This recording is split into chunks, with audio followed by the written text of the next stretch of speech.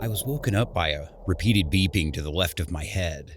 Irritated by the annoying alarm clock, I groped around blindly with a searching hand to find the snooze button. After a few attempts, I was able to do so and sat up groggily in my bed. But I found myself wide awake when I realized that my husband was missing.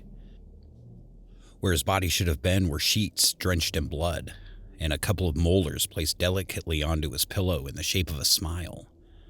I shrieked and started yelling for my husband as I rolled out of our bed.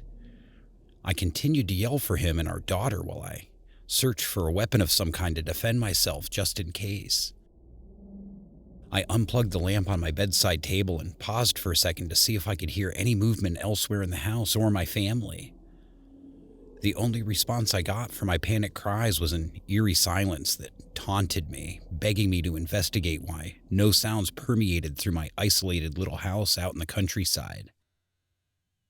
I walked quietly over to my bedroom door and locked it, refusing to allow whatever had taken hold of my family to take me so easily.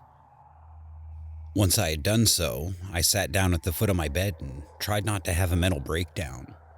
Tears welled up in my eyes and my lip quivered, afraid to learn the fates of my family and what would eventually become of me. It took some intense breathing exercises before I could think clearly again. I could hear no other sounds during that time. That continuous silence only served to rattle me further, but I managed to keep myself from wailing in terror. In a moment of clarity, I then realized that I could call the police and hastily picked up my phone from the bedside table. I swore because, of course, my phone was dead, and what was even more worrying was that the charging cable had severed in half. I dropped my phone down onto my bed and a wave of shock hit me. If my charging cable had been tampered with, that means whoever abducted my family was in my room while I was unconscious and purposely chose to leave me alone. That's what broke me, the understanding that I was specifically chosen to be left alone for some other nefarious purpose, or that whoever was doing this to me wanted me to suffer, to emotionally and mentally exhaust me, tear me down before going in for the kill. I won't lie in saying that it didn't work, because it did. I looked around in a daze around my bedroom and quickly understood that nothing was taken. There was no sign of a struggle at all. My eyes fell onto a photo of my family, which helped soothe me slightly.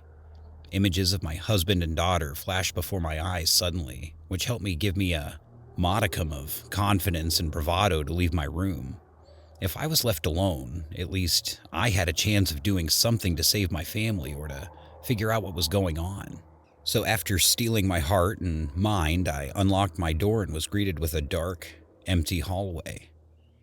Nothing jumped out at me and nothing rustled in some corner of my home, so I stepped out and slowly walked down the staircase into my living room. I kept the lamp at the ready to toss at any possible intruder or any sudden movement for that matter. At the bottom of my stairs, I peeked my head around the corner to see if anyone was in the living room and kitchen. Not a soul was in sight. However, I was flummoxed to see that all of the windows had been shut and boarded up with wood planks and steel bars. I was now a prisoner in my own home. Putting aside my not-so-happy living situation, I spotted 2 glass jars, roughly the size of my head, filled with a familiar red liquid sitting menacingly on the coffee table. I walked into the living room apprehensively and saw that there was a plain sealed envelope resting between the 2 jars. I decided not to look too closely into the jars and instead focused my attention on the envelope. On the face was written, "For you, my dear." I set down my lamp and unsteadily unsealed the envelope and pulled out some expensive-feeling stationery. The letter read, "Hello, my wonderful darling, the love of my life in this miserable and perilous existence. If you are reading this and your mind is not feeling like it is bogged down by boulders, then that must mean the drugs I used did not harm you. Hooray! I just wanted to let you know how happy that I am that we are so close to finally being united after so many years. I've watched you since you were a dainty and supple little thing in high school. And even though your damned wedding to that uncouth man you call a husband, not to worry, I've not eliminated your family per se. After all, I have left you a gift to remember them as we continue our lives together. They may be gone in spirit, but they will remain with us in heart. Love, your one and only. I mumbled the word heart as I looked down at the 2 jars. I kneeled down next to them. Through the vicious red liquid, I could see a fleshy mass about the size of a fist within each of them respectively. Bile immediately rose to the back of my throat, and then I emptied my stomach out onto the floor next to me for quite a while, completely distraught at the revelation of what had happened to my family. Once nothing more came out of my stomach, I ripped up the letter with unadulterated anger and slammed my fists down onto the coffee table repeatedly, not caring anymore if I was heard. I then yelled for whoever did this to come out, to end my life. They had taken everything from me, and the desire to live was seeping out of my body with each passing second. I went on and on, yelling my head off in between crying fits for what seemed like hours until my lungs finally gave out and the wells of tears in my eyes dried up. In my deeply melancholic state, I picked up the 2 jars and cradled them in my arms. I said a heartfelt goodbye to Jonathan and Katie. I gingerly placed the 2 jars back down and sat down on the couch, numb. I remember suddenly chuckling out of nowhere. It just came out of my mouth, and pretty soon I was laughing like a madwoman. I guess, seeing that I could no longer cry, my body switched to laughter to take its place. I laughed and laughed as my lungs and throat burned, my voice now gravelly and rough. It's truly remarkable how people react to sudden trauma. I never thought I would be experiencing it firsthand, however. Over time, my laughter did come to an end as the same deafening silence returned to mock me. I laid back into the couch and blankly looked up at the ceiling, imagining the voices of my daughter as she complained of having to go to school, and that of my husband trying to seduce me for the millionth time as he wanted a baby boy. I even role-played arguing with him over it in my mind so that the quiet wouldn't eat me alive. Despite everything I had just seen, I still had no idea as to who could do something like this, and who even this admirer of mine was for that matter. I had always tried to be a good and kind person, careful not to cross anyone or give anyone causes to hold a grudge against me. Apparently, though, the letter stated that the psycho who did this did it out of love for me, a twisted and demented love that I wanted no part of, but I was trapped. In a matter of hours, my entire world had been shattered and spit on. What broke me from my depressive thoughts was a feminine voice that sounded like that of my daughter. Renewed hope filled my spirit as I abruptly stood up and walked around the house trying to figure out where it was coming from. I checked the kitchen, the bathroom, the closets, and Katie's room. All that remained to investigate was the basement. I shook my head, knowing that only death and decay awaited in the basement for me to stumble upon. However, I was already so traumatized that the idea of seeing the bodies of my loved ones didn't seem to faze me as much as it should have. I placed a hand on the doorknob to the basement that I had nonchalantly opened up a million times before this moment and opened the door. The light was already on as I made my way down the wooden steps, and I could hear my daughter's voice, only it sounded muffled and distorted to a degree.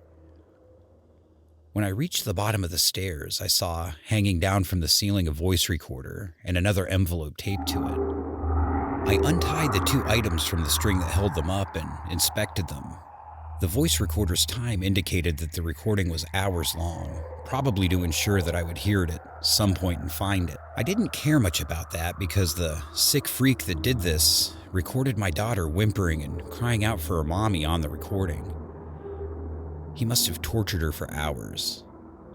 Not wanting to hear the recording any longer, I threw the recorder down, breaking it, then tore open the envelope and read it. Apologies for not being there to welcome you to our new life together with you, my love. And please excuse me for using your daughter to goad you into the basement, but I just had to get you down here somehow to find my letter. Anyway, you're probably wondering where I am right now and when I will return. Well, fear not.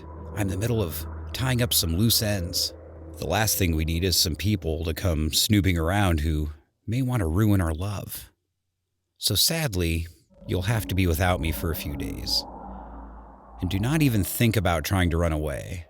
Even if you manage to get out of the house, I left a couple of surprises outside for you that could end up hurting you. So be a dear and wait for me, all right?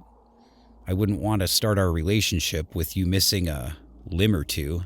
I'm skilled in medicine, but I'm not a miracle worker, so please heed my warning. Anyway, you have my love forever, and I will see you soon. Love, your one and only. After reading that letter, I went upstairs and grabbed a couple of beers out of the fridge to drink my sorrow away.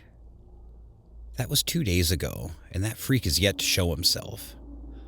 I'm admittedly afraid to what will happen to me once he does arrive, but I intend to fight with every ounce of fury I can muster once he does show. Even if I die, I will get revenge on the monster who took everything from me in a single night. Police say that Jonathan and Katie Morton's bodies were found in an abandoned warehouse just outside of town. Their nearly isolated cabin was found to have been sealed from the inside out, and the wife, Mary Morton, was missing from the home. Investigators say that it is likely she was kidnapped, alive based on the supposed love letters written to her from the family's unknown assailant. More on this and more tonight at 8.